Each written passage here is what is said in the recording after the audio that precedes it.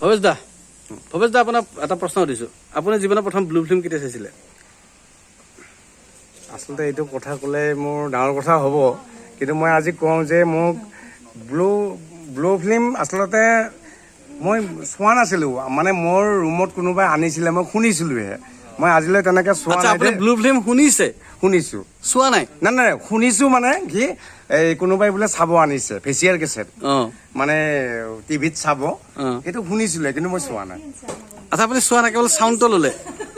আপুনি আচলতে চাউণ্ডৰে মানুহতো গায়ক তাকে চাউণ্ডটো শুনি আছিলোঁ চাউণ্ড আপুনি চাউণ্ডটো শুনি তাৰমানে মানে হেৰি ল'লে আৰু ন সেইটো আমেজ লৈছোঁ আচ্ছা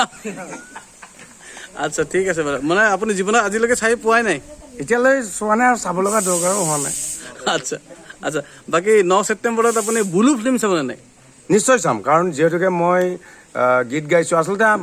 আমাৰ চিনেমাখন আচলতে বইল অফ ল নহয় দেই বট জোকাৰে বু লত জোকাৰে লু ব্লু ফিল্ম আচ্ছা হা বইল অফ ল নহয় কিন্তু আমাৰ চিনেমাখন গতিকে মই আমাৰ চিনেমাখন ব্লু ফিল্ম চামে ব্লু নে ব্লু নাই